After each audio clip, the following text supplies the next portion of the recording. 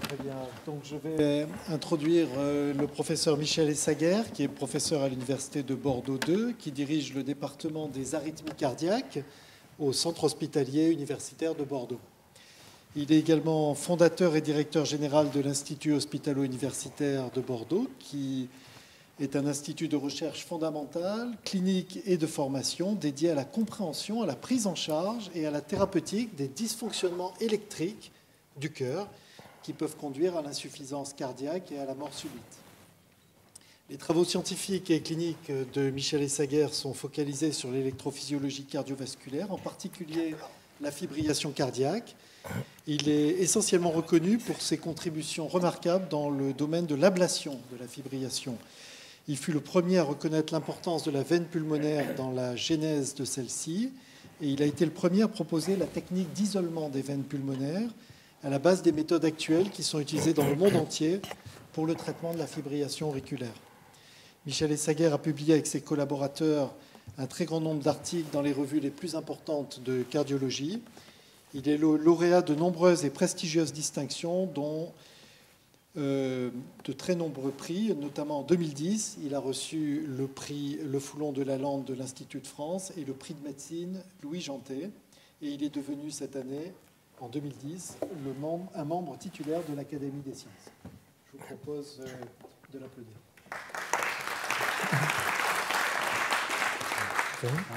Il faut partir là. Merci Nicolas. Mesdames et messieurs, je vais vous parler donc des applications cardiologiques et de la puissance, on va dire, des outils numériques pour nous aider dans la progression donc, de nos recherches et puis de notre travail de médecin. Alors le cœur, il, bien sûr, tout le monde le connaît sous sa fonction contractile. Donc je vous fais grâce de voir un cœur battant dans une cage thoracique et j'espère surtout que ça ne va pas continuer. Donc je reprends là une diapositive. Les films ne marchent pas bien là. Non, mais parce que ça n'a pas été accepté. Donc vous voyez bien le cœur et sa fonction contractile. En fait, notre mission, si je puis dire, et notre intérêt à Bordeaux, c'est surtout l'activation électrique qui précède cette fonction mécanique. Alors là, vous retrouvez donc un schéma que j'ai emprunté à Nicolas, dans lequel vous voyez tous les différents paramètres dont l'on dispose, qui sont des paramètres de structure, avec différents degrés, on va dire, dans l'échelle de la structure que l'on étudie. La fonction, et pour nous, la fonction, c'est la traduction par des potentiels électriques sur le thorax de cette activité électrique. Et c'est dans ce domaine très exclusif et très particulier que nous travaillons. Et puis, toutes ces informations peuvent être ensuite mergées pour faire des images de toute beauté, aussi bien sur le plan anatomo-fonctionnel qu'en dynamique et 3 dimensions. Alors, la mortalité cardiovasculaire reste la première mortalité adulte dans le monde, en particulier donc dans le tiers-monde ou les pays émergents. C'est 29% des décès contre 16% pour les infections et 13% pour les cancers, selon l'OMS 2010. En Europe, les maladies cardiovasculaires donc, sont passées de la première position qu'elles occupaient. Grâce aux efforts de la recherche, elles sont passées en une vingtaine d'années au-dessous du cancer. Et donc, la première cause reste les cancers à 30% et 28% pour les maladies cardiovasculaires. Et vous voyez les spectaculaires progrès qu'ont permis les différents outils et travaux de recherche en cardiologie, et en particulier au niveau des médicaments ou des interventions coronaires ou autres. Et depuis 10 ans, on voit celui qu'on considérait comme l'oublié, c'est-à-dire cet élément électrique sur lequel je vais revenir. Alors vous avez ici Röntgen et la main de sa femme. Nous sommes en 1906 ou par là. Et vous avez vu entre la main de Röntgen et les images de structure IRM que l'on peut obtenir, le bond prodigieux que l'on a vu, assisté évidemment par les techniques informatiques. Vous avez ici Eindhoven, qui est donc cet Hollandais qui a eu aussi prix Nobel de médecine. Et ici, vous avez son système d'électrocardiogramme. Et à cette époque, 1904, il a créé l'électrocardiogramme 12 dérivations. Et le moins qu'on puisse dire, c'est qu'entre 1904 et 2014, on n'a pas vu tellement d'innovation majeure dans ce domaine de notre fonction électrique. Progrès en structure et très peu de progrès là. On a l'impression d'avoir le même ECG 12 dérivation qu'il y avait une centaine d'années. On salue ici M. Cournant, qui est un Parisien émigré aux États-Unis qui a eu le prix Nobel de médecine parce qu'il a introduit des cathéters, d'ailleurs il s'est émis lui-même, et il a montré qu'un cathéter dans le cœur pouvait ne pas le tuer tout d'abord. Et là, une petite leçon, c'est le premier défibrillateur en 1930. Et celui qu'il avait inventé a été l'objet d'une attaque par la presse considérable, parce qu'on estimait que, bien sûr, le défibrillateur il voulait sauver les gens qui faisaient des morts subites dans la rue, et on a considéré que ce n'était pas bien, parce qu'on allait inférer avec la nature humaine et son évolution naturelle. Donc voilà le cœur. Vous avez donc cette pulsation électrique, qui est ce petit mouvement très rapide au travers des canaux ioniques, et qui va précéder la contraction. S'il n'y a pas de pulsation cardiaque, il n'y aura pas de pulsation mécanique. Il y a 100 000 battements par 24 heures, donc c'est une horloge électriquement parfaite. Les autres organes électriques sont le cerveau, bien sûr, et le muscle et le tube intestinal. Alors, l'électrophysiologie est relativement complexe. Vous avez ici une vingtaine de petits canaux qui sont sur la paroi des cellules cardiaques, avec donc des scénarios extrêmement divers selon leur capacité de fonction. Et ce sont des petites portes, des petites pores qui font des échanges extrêmement rapides de potassium, sodium et calcium. Et ces cellules vont communiquer entre elles par des jonctions, puis de ces jonctions, on va avoir des tissus et puis l'organe entier. Et donc, on peut effectuer de façon numérique, par des calculs bidomènes, etc., on peut reconstituer l'électrophysiologie numérique. Donc, on est seulement dans le segment particulier. Et le nombre d'équations est considérable. Il y a ici l'un de nos chercheurs, il est au pied du supercalculateur canadien, manipulant des 100 millions d'équations, etc., pour pouvoir établir différents scénarios. Vous pouvez donc créer différents types d'électrophysiologie. Ces différents scénarios permettent de se passer considérablement d'expérimentation animale. On peut créer différents modèles de cœur électrique et ça nous aide considérablement pour choisir quel type d'expérimentation sera le plus adapté, simulation de diagnostic, de thérapie, ou même la pharmacologie computationnelle, c'est-à-dire quel médicament va verrouiller, par exemple, tel type de canal et ne pas avoir des conséquences délétères sur la globalité de la fonction. C'est un outil considérable et nous avons la chance d'avoir à Bordeaux, en collaboration avec l'INRIA aussi, deux des meilleurs modeleurs de l'électrophysiologie cardiaque. Alors entrons dans le vif du sujet. Mortalité cardiaque, donc 700 000 en Europe. La moitié des décès cardiaques se font de façon progressive, c'est-à-dire que le cœur est altéré, il va s'altérer petit à petit, et puis, tel le cheval fourbu, l'organe va arrêter de fonctionner. C'est l'insuffisance cardiaque. Mais l'autre moitié, c'est la mort subite, c'est-à-dire que le décès est instantané, et c'est l'un des problèmes qui reste qui a peu évolué, on va dire, en termes de recherche et de thérapie depuis une vingtaine d'années, alors qu'on a fait des progrès considérables dans l'insuffisance cardiaque. Le troisième volet sur lequel on travaille, c'est les arythmies cardiaques, qui sont une cause majeure d'AVC, et c'est ça que l'on va regarder maintenant en détail. Donc, quand on pense à arythmie, la fibrillation auriculaire en est une, mais c'est de loin la plus fréquente. Donc, 1% de la population ont de la fibrillation de l'oreillette.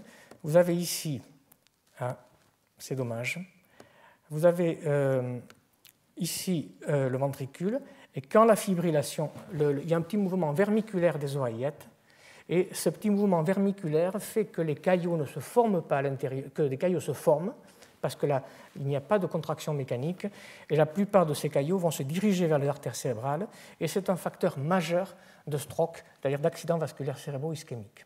C'est donc peut-être la raison principale pour traiter ces fibrillations auriculaires. Et une deuxième chose, c'est que l'oreillette ne se contractant pas, le ventricule est affaibli parce qu'il n'a pas assez d'apport sanguin.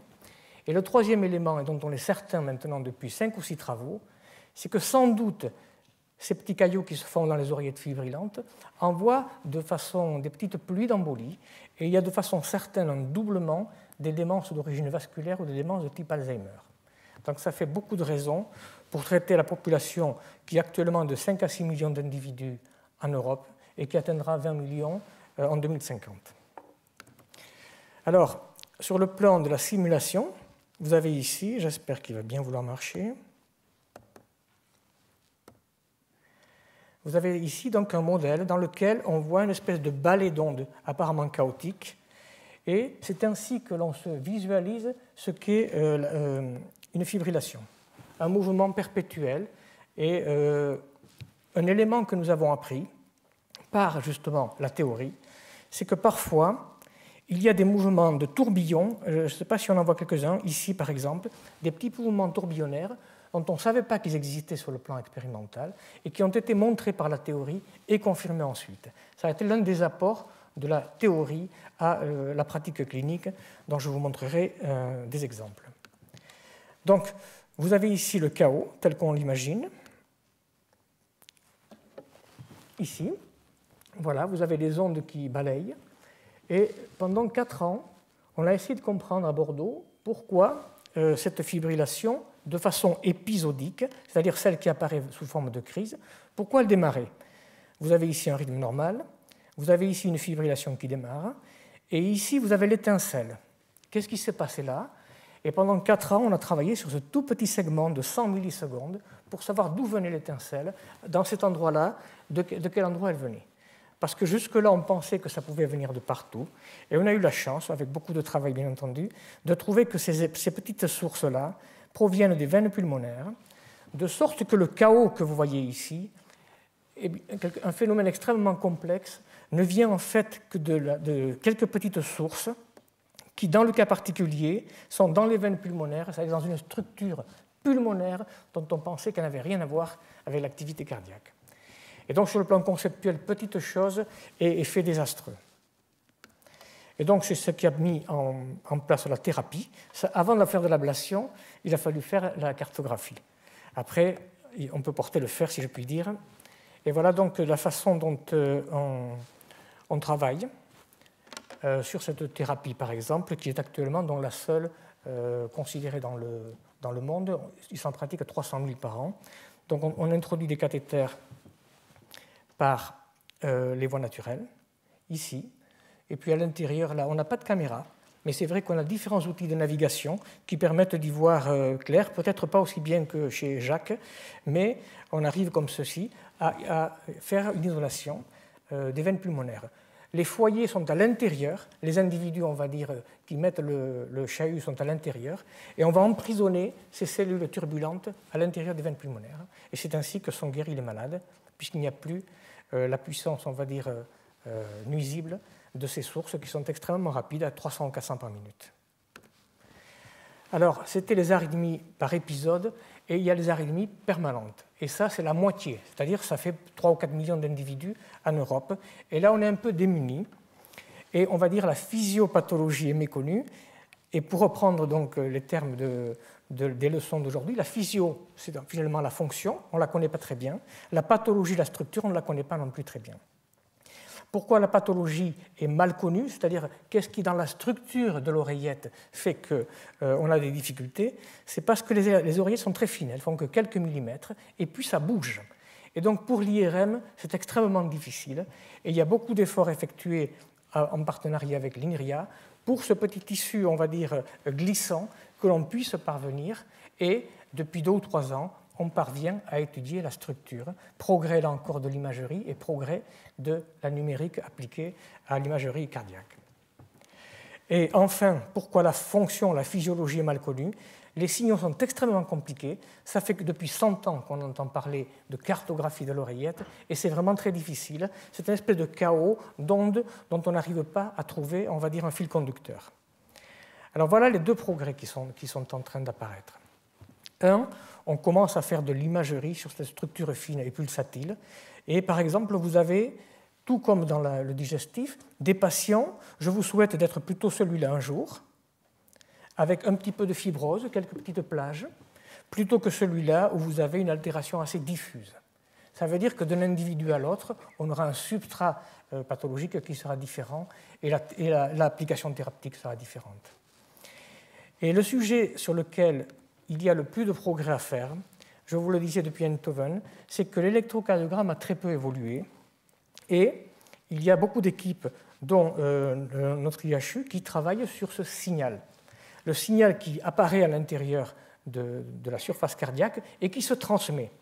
Alors, nous avons commencé par mettre des outils. On met des cathéters à l'intérieur du cœur. Alors ça, c'est ici en forme d'étoile. Ensuite, on a mis des choses un petit peu plus grosses, des baskets, c'est-à-dire des paniers d'électrodes de 60 à 100 électrodes. Mais les résultats ne sont pas satisfaisants. Et on s'est orienté depuis 3 ans vers une veste qui va entourer le cœur de 250 électrodes. Vous allez avoir 250 yeux qui vont se focaliser sur le cœur et qui vont essayer d'aller, si je puis dire, attraper la substantifique moelle. Alors le signal donc est émis ici, dans le cœur, et vous le voyez, on a très bien les activations dans le cœur, mais la transmission et la diffraction au niveau du thorax crée des ombres beaucoup plus larges, ce qu'on appelle, on va dire, le problème inverse. C'est-à-dire que vous avez un petit signal, il va partir, et vous allez avoir des tas de convergences qui rendent de la difficulté de ce problème inverse, de résoudre ce problème inverse. D'autre part, vous avez ici les potentiels auriculaires. Ils sont minuscules, donc ce qui rend encore la difficulté. Donc, par exemple, on prend un potentiel qui est ici. Il va être transmis à ce niveau-là, sans doute avec un champ de vision extrêmement large. Et c'est là-dessus qu'on essaie de travailler avec des mathématiciens, etc., pour résoudre le problème inverse. C'est-à-dire que l'idée, à partir des 250 électrodes qui vont se situer ici autour, c'est d'arriver à mieux focaliser et à partir du thorax, de reconstruire l'activité telle qu'elle est générée à la source. C'est un gros challenge, mais on a quand même des éléments qui nous permettent de penser qu'on va devoir pouvoir progresser. La France est un pays où il y a quand même des mathématiciens et des physiciens de très haut vol. Alors voilà le système. Une veste, 250 électrodes. Vous faites un scanner. De ce scanner, voici le cœur que l'on veut explorer. Et vous voyez ici les petits points blancs, ce sont les électrodes sur le thorax. Celle-là, c'est la 200, celle-là, c'est la 35. Et donc, on va connaître pour chacune la distance des 250 électrodes par rapport à la structure. Et par des formulations mathématiques qui restent, bien sûr, à s'améliorer, on a eu des progrès considérables. On arrive à extraire l'information telle qu'elle est émise. Les mathématiciens ici présents savent que le problème inverse a des solutions multiples, mais on pense quand même qu'on a déjà progressé et qu'on pense qu'on peut encore améliorer les algorithmes. Alors, ça, ce sont les premiers résultats là, qui ont été publiés il y a 1 an. Vous avez donc une fibrillation auriculaire, et voilà un petit peu ce que ça donne. Elle est très lente. Là, vous avez ici l'échelle, et donc vous voyez que c'est un balai incessant. Mais en y regardant de plus près, on a l'impression qu'il y a parfois des rotations, des choses qui tournent. Et donc, c'est ce qu'on appelle les rotors. Et ça a été une petite révolution. Ce ne sont pas des vagues erratiques. Il y a des petits tourbillons, des tornades, puisqu'on est à 300-400 par minute, et c'est celles-là qui entretiennent, qui continuent à mettre le feu en permanence. Si on supprime ces petits tourbillons, on arrivera à les contrôler. Alors, on peut décomposer donc des mouvements complexes comme ceci en ondes purement passives, elles vont et viennent, ou bien en petits foyers. Là, vous avez ici un endroit d'où naît l'impulsion bleue, et donc c'est un foyer. Vous avez un endroit qui va vous envoyer des émissions de signaux, et vous avez ici le rotor qui tourne là 4 ou 5 fois. Et ce sont ces 2 types de sources focales ou ces tourbillons qui, à elles seules, suffisent à maintenir le feu chez ces patients. Et donc vous devinez qu'on peut peut-être avoir des sources qui sont targetables, qui sont accessibles à un geste thérapeutique interne ou peut-être un jour externe. Alors, c'était la fibrillation de l'oreillette, les tourbillons et des avances assez considérables dans leur cartographie. On va descendre à l'étage le plus sévère, celui des fibrillations des ventricules. C'est une mort tout à fait extraordinaire parce qu'on en voit beaucoup qui sont ressuscités et que l'on voit chez nous. L'âge moyen, c'est de 65 ans en France. Ça veut dire que la moitié de ces individus sont décédés alors qu'ils étaient en activité professionnelle, 20, 30, 40, etc. Et 80% de ces décès surviennent à domicile. 50 000 personnes par an. Les nourrissons sont négligeables, passez-moi le terme. Je veux dire, la mort subite de l'adulte, ça n'a rien à voir avec le nourrisson, qui est assez bien contrôlé maintenant. Et la mortalité subite seule, et ça beaucoup de gens l'ignorent, y compris dans la presse, c'est égal à la mortalité du cancer du sein, du cancer du poumon et du cancer du côlon. C'est les trois cancers les plus meurtriers sont équivalents au décès foudroyant de ces morts subites. Alors en fait, souvent quand on parle d'arrêt cardiaque, comme chez cet homme de 41 ans, on s'imagine que la bougie s'est éteinte et que d'un coup, le cœur s'est arrêté. Ce qu'on appelle l'asystolie, le vrai arrêt cardiaque. Dans la réalité, comme chez cette femme de 57 ans, en pleine nuit, ici, elle va démarrer une fibrillation ventriculaire, c'est ça la mort subite. C'est un emballement extrême, c'est-à-dire à 300-400, le cœur brutalement démarre, le patient perd connaissance dans les secondes qui suivent, et s'il n'est pas massé défibrillaté en 5 à 10 minutes, il va décéder. Donc le terme d'arrêt cardiaque n'est pas ce qui se passe dans la réalité. La mort subite est une tornade électrique, est un phénomène extrêmement rapide. Et je vais vous montrer un tracé dont on a les droits de transmission qui vous montre, c'est peut-être pas plus mal, on peut s'en passer, on voit, voilà, vous voyez en fait c'est extrêmement, ce monsieur est en train de parler et brutalement donc en fait il sent un malaise et c'est vraiment foudroyant comme ceci. Et donc, c'est ce que l'on voit. Le trouble du rythme est instantané. Il n'y a pas d'équivalent, il n'y a pas de maladie qui donne un phénomène de ce type-là. Dans le...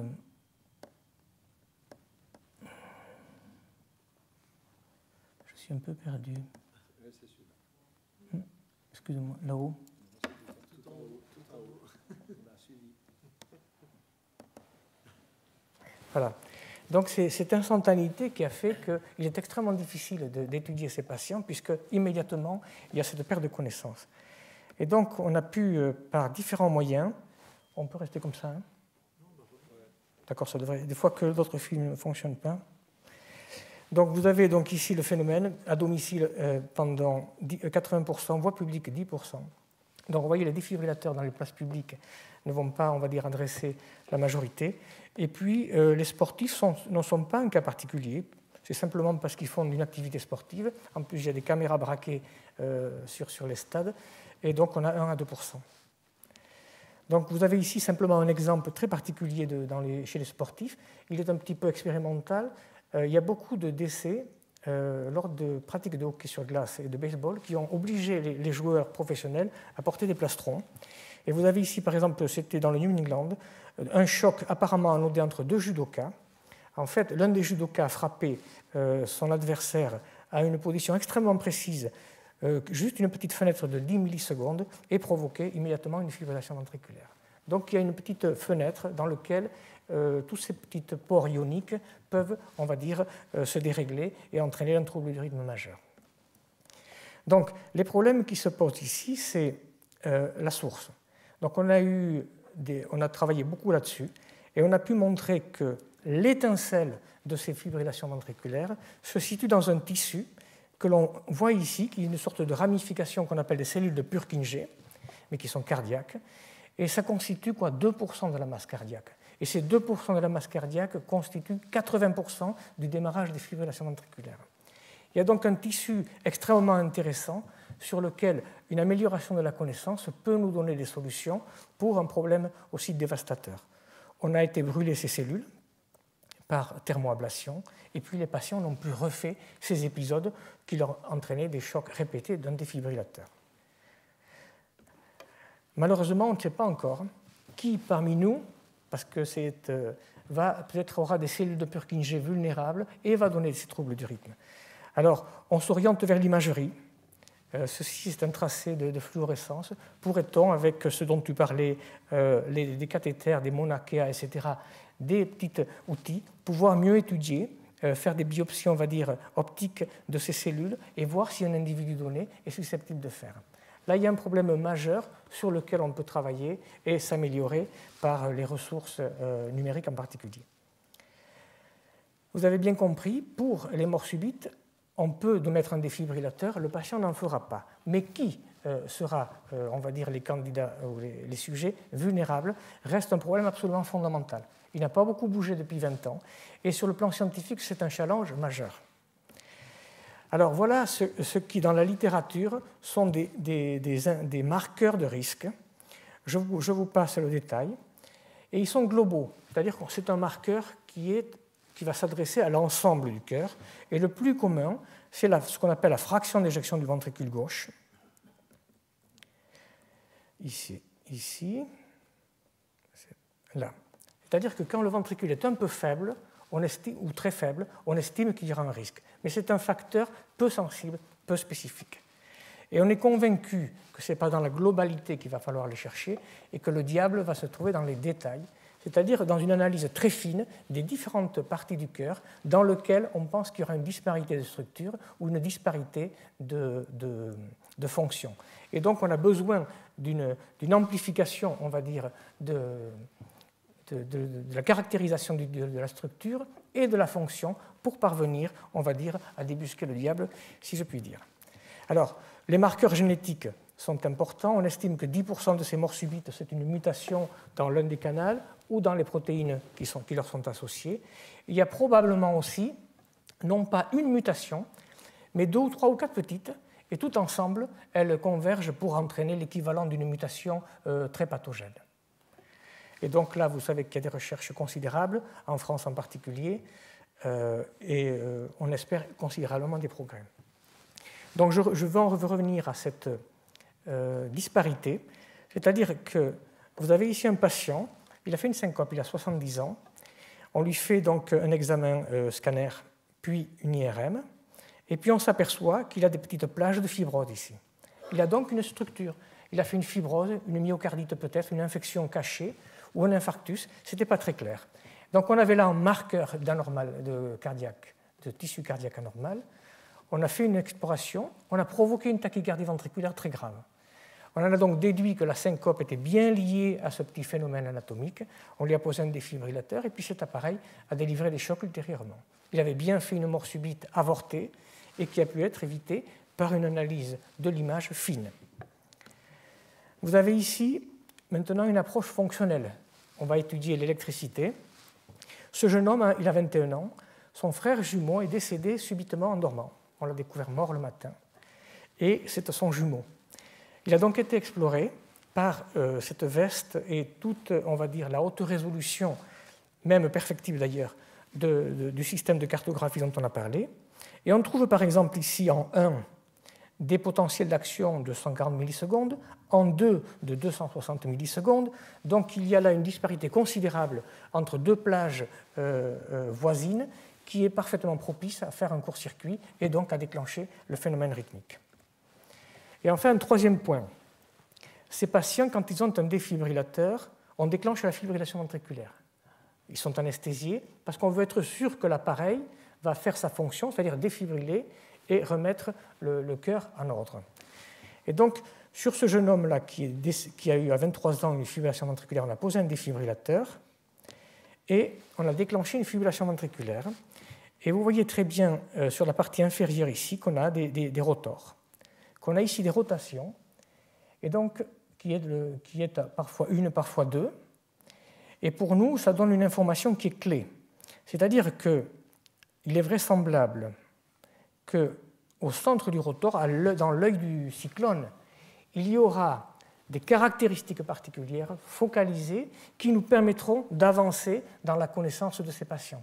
C'est là-dedans que se situe, on va dire, le diable, et c'est là-dedans qu'il va falloir explorer et pour voir quel type de potentiels anormaux peuvent être repérés et servir ensuite pour tous les autres patients. Alors l'insuffisance cardiaque, je pense que j'ai quelques minutes.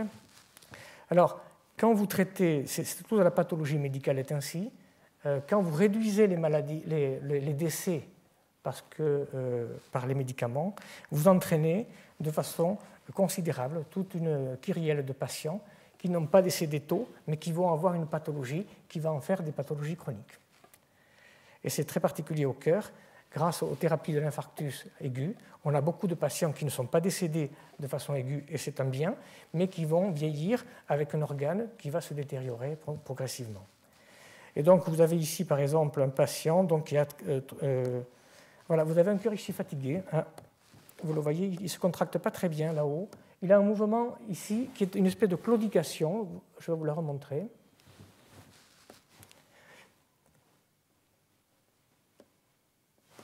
Là, vous voyez, elle claudique. Et dans l'insuffisance cardiaque, le cœur n'est pas globalement mou, il est souvent anarchique. Et on s'est dit si on pouvait resynchroniser, c'est-à-dire ceux qui étaient un peu en retard pouvaient être remis en phase avec les autres, comme les tireurs à la corde de mon pays d'adoption, qui tous doivent tirer ensemble et non pas de façon asynchrone, on arrive à restaurer la fonction cardiaque. La moitié de ces patients ont une insuffisance cardiaque avec une asynchronie, et c'est là qu'on utilise toutes ces techniques d'imagerie pour savoir là où il y a des fibroses, là où il y a des infarctus, là où il y a la fonction, et on développe avec l'INRIA ou avec d'autres équipes un modèle qui permettra de façon personnalisée de mettre un pacemaker et exactement les sondes à l'endroit où l'optimisation sera parfaite. On est dans le même domaine que Jacques et Nicolas parlaient tout à l'heure, d'une personnalisation et de thérapie aidée par les images de toute nature qui nous sont accessibles. Et vous vous rappelez de notre patient avec ce cœur claudiquant. Ah oui, là on le voit bien, vous le voyez quand même très bien. Hein. Il est beaucoup plus costaud, il est beaucoup plus fringant. Voilà. Alors, je finirai en vous disant qu'il y a des tentatives, on peut cartographier par l'extérieur. On peut commencer certainement à envisager de faire des thérapies par l'extérieur, sans ouvrir, en envoyant soit des rayons gamma, soit des ultrasons. Et nous, on travaille en particulier sur les ultrasons à Bordeaux. Vous savez qu'on peut imprimer différentes parties cardiaques, etc. Je vous passerai. Il y a des progrès absolument prodigieux dans les applications. Là, vous avez une application pour savoir quand vous êtes à New York ou ailleurs, où sont les défibrillateurs accessibles. Là, vous pouvez vous prendre votre électrocardiogramme. Et là, vous pouvez aussi écouter votre cœur. Et là, vous avez ici, par exemple, des petits capteurs, des systèmes embarqués. Regardez la taille qu'ils ont, dans lequel vous avez de multiples senseurs qui vont vous suivre à la trace et transmettre par télémétrie votre électrode, etc. Et puis enfin, on a même vu qu'on pouvait faire des consultations à distance dans lesquelles le médecin, ici, là, magnifique et blanc, vient voir un individu chez lui par holographie, mais prenons garde de ne pas y perdre notre âme. Voilà, donc ceci est l'Institut dans lequel nous avons la chance d'avoir des Belges, des Hollandais, des Américains, des Australiens, des Anglais et des Canadiens, et d'autres Canadiens. Alors, voici toute l'équipe INRIA, Maxime, et les différentes personnes, ici Canada, Suisse, etc. On a beaucoup de forces venant de multiples pays pour travailler sur un thème qui est très sharp, qui est très focalisé. Et on espère pouvoir, on va dire, réussir, tout comme Jacques, à répondre aux challenges que nous ont imposés les IHU. Et comme je crois que je vous ai un petit peu traumatisé et que vous avez souffert avec à la fois la présentation et les claudications, plus ce pauvre malheureux-là qu'on a vu en direct, je vous remercie.